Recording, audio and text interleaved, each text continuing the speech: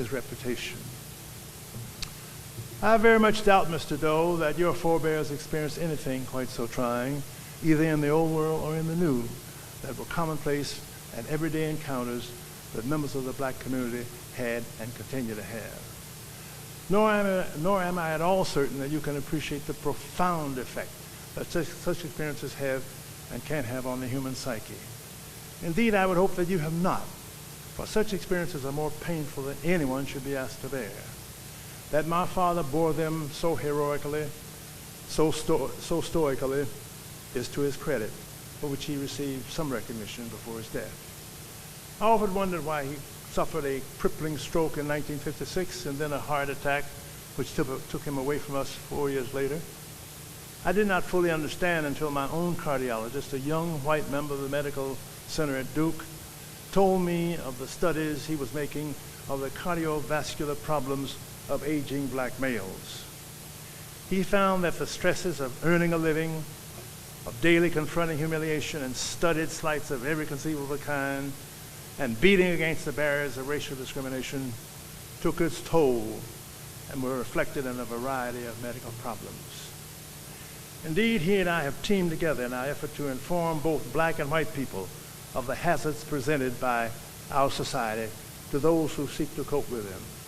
In jest, my doctor and I call this our dog and pony show, as we share with our audience our findings. My role in the show is to share with the audience a few of my experiences, all occurring since my 80th birthday. On the evening prior to my receiving the Presidential Medal of Freedom, I gave a dinner party at my club in Washington for about a dozen friends. As I was showing some of my guests through the club library, I excused myself to see if my other guests had arrived. At the foot of the grand staircase, a white woman came up to me and ordered me to take her coat and bring it from the coat room. Take her coat check and bring her coat from the check room.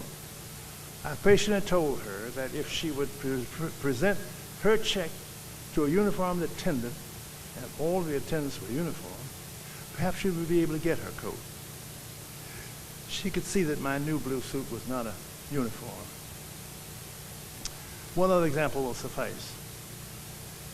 In the lobby of a major hotel in Oklahoma City, I was waiting for the owner of the largest bookstore in the city. He was coming there to meet me for lunch. And after lunch, we would go to his store where I would autograph some of my books at a party he was giving for me. Before my host arrived, a man approached me, handed me his automobile keys, and ordered me to bring him his car. I patiently explained to him that I was a guest in the hotel, as I presumed he was, and I had no notion of where his automobile was. In any case, I was retired, I told him.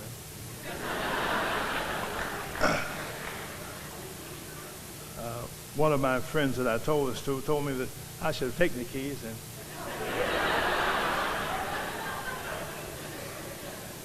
put his car somewhere where he couldn't find it. What these experiences will do to me in the long run, I don't know. My cardiologist says that they're not good. But I find them rather amusing, largely because I have some understanding of the baggage that such people carry with them.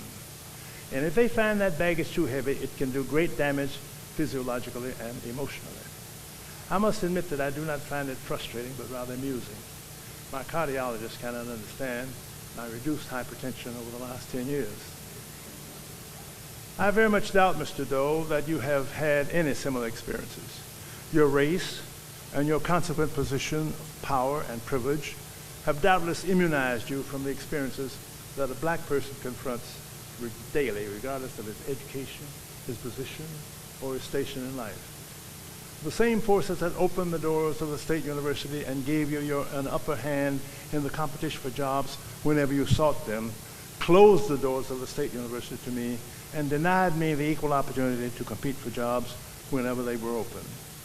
Indeed, I do not begrudge you the power and position that you enjoy because of your color. What I'm anxious about is the false notion of superiority that insinuates itself on you as you indulge in advantages that you did not earn. For when something, anything, goes wrong, You may be inclined to look for a scapegoat to explain your failure.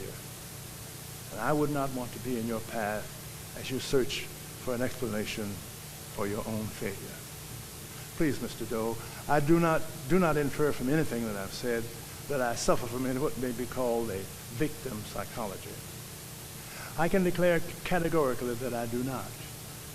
I do not even seek the power and privilege that you enjoy, for it is my firm conviction that in keeping with the Surgeon General's warning about cigarettes, the enjoyment of unearned and undeserved power and privilege may be hazardous to your emotional and mental health and to our national well-being.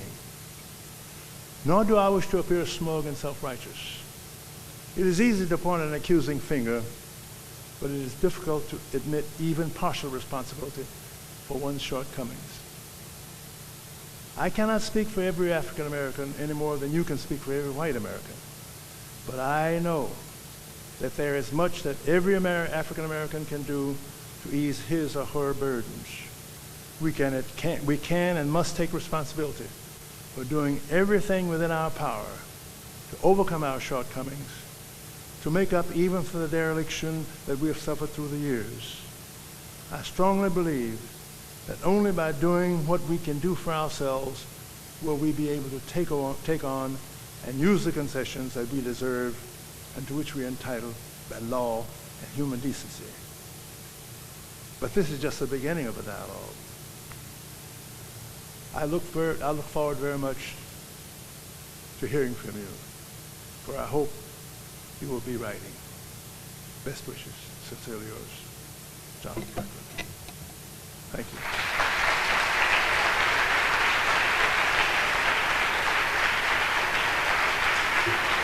Thank you.